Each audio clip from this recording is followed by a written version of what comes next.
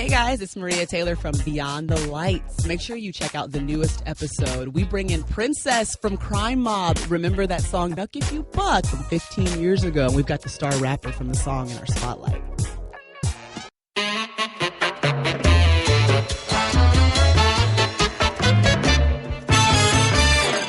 Welcome to another edition of Highly Questionable. What do you like most today, Bomani? I mean, what are you talking about? It's the Lemon Booty Bowl, Game 7 of the Cubs and the what song, man? Yeah, that's crazy. Dale, papi. Did Joe Maddon made a bad decision by pitching at all these Chapman? This seems like an unfair way to start the coverage of this game, a great game. The Cubs get to Game 7, but it was a pretty universally weird decision. Here's the thing about second guessers, though. We always get to be right when we have the result, and so far, he's not wrong yet. Let's see what happens with Chapman tonight. Let's see how available he is. Let's see how effective he is, because he gets to be right. If Chapman is great tonight, he's a free agent, and they don't care if his arm falls off. It's about desperation. It's about history. It doesn't matter what happened last night. But see, if you bring this up now, right, then maybe you're a second guesser for Game 6, but it allows you to be a first guesser for Game 7. Now, he got Chapman out of there pretty quick in the ninth. He got a base runner on. Time was up on that one. However, I think everybody needs to keep this in mind. I see Joe Madden in all these games. He wears the funny glasses. They come to the stadium sometimes in the funny suits. You're going to tell me that man had 0 superstitious bones in his body? Because if you have even 1 superstitious bone in your body, you bring Aroldis Chapman out there, you find a way to get Ernie Banks to pinch hit if you have to. No lead is too big for the Cubs to blow it with the World Series on the line. Well, that's no problem. If Chapman cannot go, I know of another reliever who can go for him. Who? Oh, you know Wilbon's going to be throwing that sinker ball stuff with his shirt tucked into his jeans. Wilbon's going to turn the opportunity down because he does not like the cut on those baseball pads. Who's going to choke tonight, the Cubs or the Indians? I mean, this is what it's going to be, right? Whoever loses, we're going to decide that they've choked, or they have been choked by some curse that we've made up about these teams, in spite of the fact they haven't won, really, because they've been decidedly mediocre for much of the last century, the both of them, right? But who's going to choke tonight? If anybody's going to choke, you'd think it would be the home team, because I can't imagine how tight it's going to be in that stadium. That's going to be tens and thousands of the most frightened people you have ever seen, because nobody in this thinks that their team is actually going to win in a situation like this. Are we allowed, though, to just celebrate some of this? I mean, this might be the biggest baseball game ever played. There's not a fictional scenario that you could create with any two teams anywhere in sports that's more interesting than Game 7 between the Cubs and the Indians and all of this history behind them. Are we allowed to celebrate a winner here instead of just wondering who it is that choked? Because one city is going to be really happy after a long time of misery, and tonight's going to be a pretty cool night for baseball that I couldn't have imagined when this season started. Football, get out of the way. Warriors, you don't matter. Tonight is the perfect game for baseball. Perfect. Well, I tell you one thing, Cleveland, they have been talking a lot of about coming back from a 1-3 deficit. You know, I wonder how they're going to feel when they blow a 3-1 lead. That would be kind of funny, right? They've made a lot of fun of the Warriors. This would be karma coming back as fast as it could be possible. Well, let's be clear. Nothing is more fun than Cleveland losing this.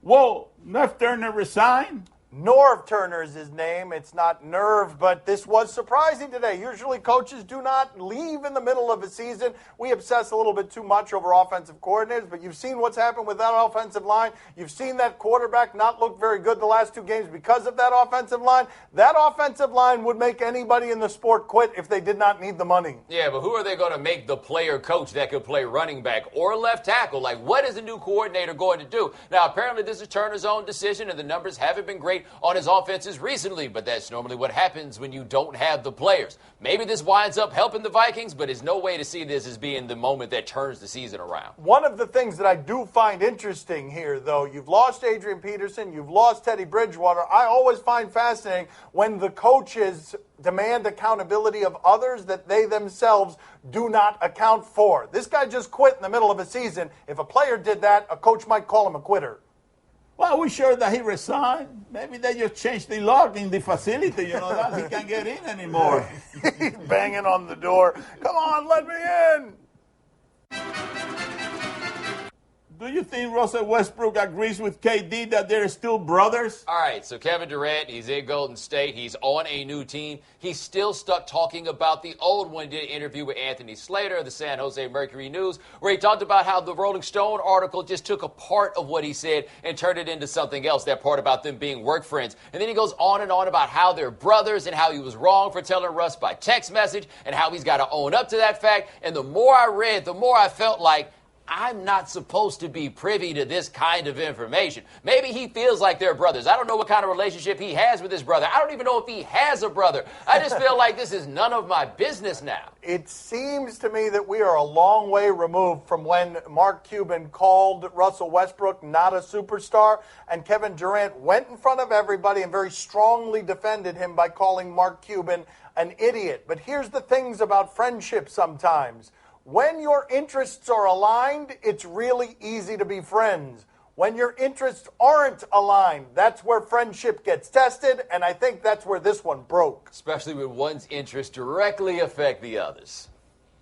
You know, I read this interview about Kevin Durant. He seems like a nice guy, a nice guy with no rings. That's right. He did mention that Russell Westbrook is married and he's not, so it does kind of tie into the theme of no rings.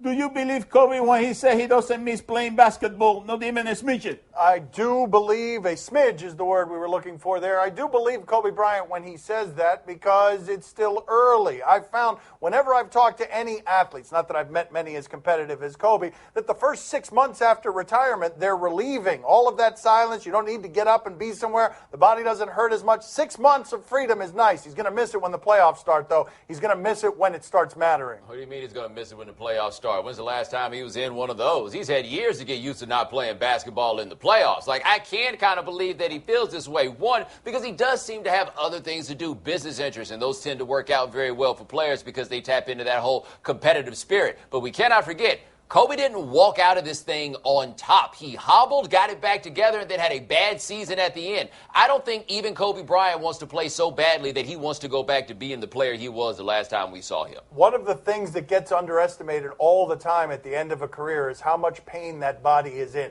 David Ortiz is retiring at the top of hitting. His OPS is over 1,000 because of how much his body hurts, and that body hasn't taken the beating that Kobe's has. Well, he may not miss basketball, but I bet he's missing all of those shots that he was taking. Yes. That's yes. right. Now, doesn't miss the practices, doesn't miss the teammates, doesn't miss Smudge Parker, doesn't make Smaggy P. The shots, though. The shots he misses. The funny part is nobody there misses him either. Like, this is the perfect split. Right. Those Texas A&M deserve to be ahead of Washington in the BCS rankings. Hey, it's that time of year where we put this show on television to get y'all watching to find out about playoff rankings that don't really matter because the one at the end is the only one that actually matters. Anyway, top four, almost as people expected. Alabama, Michigan, Clemson, but whoa, Texas A&M snuck in at number 4. People expected undefeated Washington. Texas A&M lost at Bryant-Denny Stadium by 19 points. If Washington went to Bryant-Denny Stadium and played there, do you think they would do better than losing by 19 points? Because I don't think they would, so I get Texas A&M being there. I guess I have to be grateful to this question because it's something that allows us to put content in the show in the middle of the season. But you don't remember any of the things that we said last year at this time about a poll that didn't matter at a time that didn't matter. But I'm not grateful for this because I find it hugely annoying because I don't have an answer to this question now, and I won't have it at the end of the season when I won't know when the teams that aren't in this game that should be in the game because they're 5th instead of 4th aren't playing in the game. Be sure to watch the playoff show Tuesday next week. I think it comes on at 7:30. It's a very nice program. You know, this is college football, and I don't have a vote. This is I need a vote, buddy. Right. That's right. Who would you have voted for? Who would have been Poppy's top 4? Poppy's top 4 will be... No Alabama. You know he No, won't Alabama is out of the right, picture. He doesn't like Alabama. That's right. I'll go with Clemson. I'll go with... Okay, very good. We're running out of... Clemson, that's all I care. Okay, that's it. That's it. That's it. I just picked the winner. All right, there you go. Coming up next on Highly Questionable. So I turn around. Is Iron Mike Tyson with the kufi on. He just came out of jail like 2 weeks ago. Join me, Linda Cohn, on the SportsCenter podcast with Herm Edwards and Joe Banner. Find out when the Cowboys should make the change from Dak Prescott to Tony Romo, and why Matty Ice is a legit MVP candidate. Click the Listen tab on ESPN.com. Time for another one of my seductive interview medleys. They're not terribly seductive, but they're just some interviews that we've done over the weeks and months. Here are some of the best bits from those interviews. What was the most scared that you were? What period or what moment did you find yourself most fearful? Well, I'll tell you what. The scariest moment in my life was when I was actually successful, right? And I wasn't trained properly how to perform. And, I used to yell a lot when I was on stage, and I tore my vocal cords in half. You know what I'm saying? So I wasn't able to talk at the height of my success for around 7 months. And nobody knew if I was going to be able to talk again, so I had to go sneak and get surgery. And I didn't have insurance, so I had to pay for it with a brown paper bag full of 20s, if you feel me. How much money was in that paper bag? Where did that money come from? Who pays for surgery with money in a paper bag? Hey, look, listen, I didn't have insurance, so I had to do what I had to do. And, I was an entrepreneur at the time, so I was able to get a couple 20s and 50s and 100s and put them in the bag. You know what I mean? I was pretty good at saving my money. You feel me? So, and that was a true story. I remember going to the counter and they asked for my insurance card and me sliding a paper bag across the counter like, hey, look.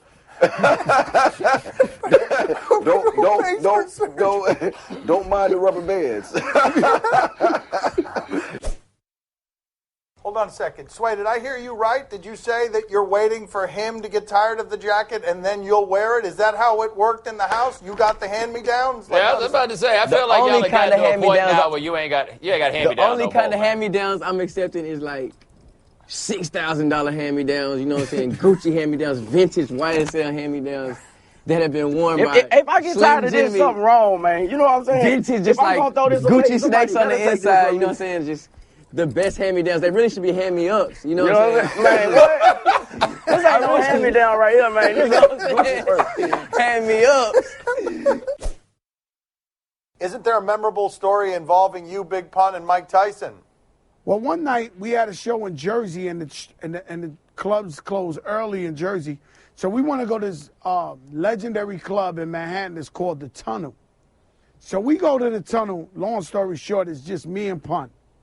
So the security in The Tunnel, there's these guys. The Tunnel was like gladiator school. So they had guys 7 foot tall, cock diesel, 300 brolic, like monsters, right, that would be at the door. So they're telling Pun to take off his Timberland boots because they want to search his boots to see if he got a gun or a knife in there. So Pun is like, Big Pun, I'm double platinum. I'm a superstar. I'm not taking off my boots. So he starts arguing with one of the bouncers. So they're going back and forth. F your mother. No, your mother, your mother. So I turn around, no, your mother. You know, and we start going back and forth, right? So I'm realizing, we're going to have to fight these guys. Like this he's not going to let it go. We're going to fight these guys. These guys are like literally monsters, steroid freaks, right? So boom, now it's 8 out of the 10. So I'm like, yo, Pun. So I'm like, so we going back. Out of nowhere, you hear one little voice out of nowhere go, hey, yo, Pun. Hey, yo, Pun. Yo, Joe. These dudes over here. I'm like, so I turn around. It's Iron Mike Tyson with the kufi on. He just came out of jail like 2 weeks ago. So he got a suit on with the kufi, just came out of jail. I'm like, oh my God, it's Iron Mike. I'm Andy Katz from ESPN, along with my co-host Seth Greenberg. On the latest edition of the ESPN College Basketball Podcast, we are going to discuss the notice of allegations at Louisville and Seth Greenberg on a tour around the country. Go to the ESPN app and click on the headphone icon to get our podcast. Time to play the game that is regretting going with the back alley surgeon. See? Or no? Yeah, that's not a spot in your body you want to save money on. You tell us what's on television tonight. We tell you if we're intrigued or not. Wait, where'd you take that? On the NFL Network, Falcons and Buccaneers. Oh, no thank you. All throughout sports, my father is always making Russian guys and Swedish guys and Slovakian guys. He's making them Hispanic when they're not Hispanic. Finally, he's got a Hispanic guy in the NFL, and he can't do anything right. He's the kicker for the Bucs, and all he does... Oh. Roberto Aguayo. I mean, is this music really necessary? What did we get, the house band to go play the cartoon circus music? Wow. Couldn't even afford the real stuff. We went cheap on the Aguayo circus music. A couple of these were close, to be fair. Can we at least say that? Why would we want to be fair now? We're playing videos with circus music. Bomani, are you intrigued? No. Right, that's all I've got for you. This Thursday Night Football thing. Get through your broadcast contract and then kill it, because it's killing the rest of us. Poppy, are you intrigued? Oh, see, I'm very intrigued. Listen, Aguayo, don't pay attention to the critics. You know, all those misses, they were games that you were not going to win anyhow, you know. So I don't care about that. But I'm telling you something. Tonight you're going to have a hell of a game. Tonight you're going to show the world that you got what it takes, buddy. You're going to be right there, and you're going to get about 6 or 7 field goals, and you're going to wrap up that win for the Bucs. He missed one in a game that went to overtime, Poppy. That's okay. The details, facts don't matter. 6 or 7 tonight. Can I say something to Roberto? Yes, of course. In Spanish, hopefully. Roberto, I went on a ledge for you. Don't this up now. Okay. You know what I mean? Mm-hmm. My reputation is on the line here with that. Okay. That's right, with ESPN now, okay? His reputation with ESPN. On TNT, Celtics at Cavaliers. Yeah, I'm interested in this. Are the Cavs going to be hungover? They seem to be having a whole lot of fun last night. JR. You got them fired up. Oh, this is where my father turned on the Indians, right there. Cleveland or nowhere. It's amazing how he's turned into that guy.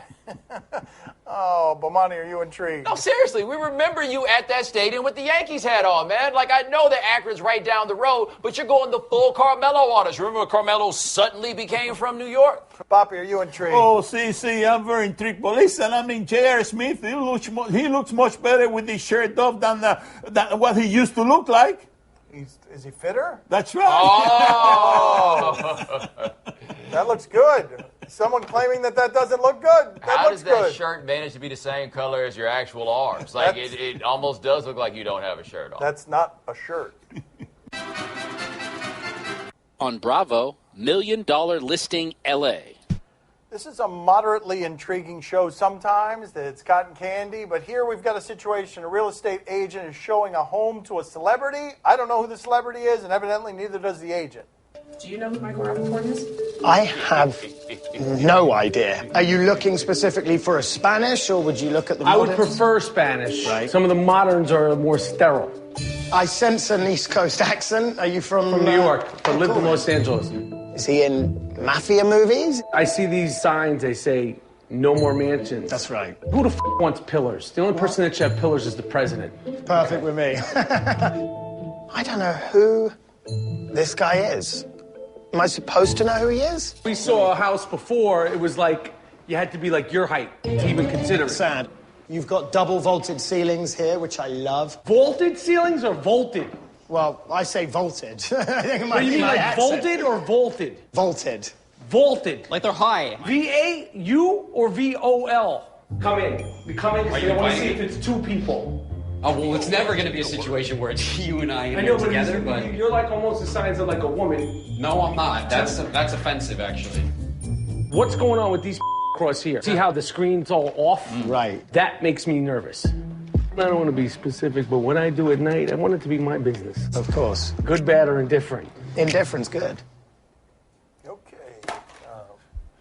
Don't need to know about that part of Rappaport's life. Bomani, are you intrigued? One, trying to explain that you are famous if you are Michael Rappaport to someone who has no idea who you are must be the most frustrating thing in the world. Yeah. Two, why is he so detestable in like everything I ever see him? And we interviewed him here and I told him, I hate every character that you've ever played. Including that one that we just saw. Poppy, are you intrigued? Oh, see, I'm very intrigued. Well, listen, he makes a very good point. I don't want the neighbors to know what I'm doing at night either, you know? You know what I mean? You know what I mean? I see what's happening over there. Yeah, you know what I mean? I see what's... I got a point, hold on. Wait for it. With your mom. That's all the time we have for today. Thank you for watching. We'll talk to you tomorrow. Thanks for watching. Gracias. See you mañana. Lourdes, honey, I'm coming home. All right, see you later. I'm going to another country. Oregon brings an offense averaging over 40 points per game into the Coliseum to face the red-hot USC Trojans. Coverage begins Saturday at 6:30 Eastern on ESPN.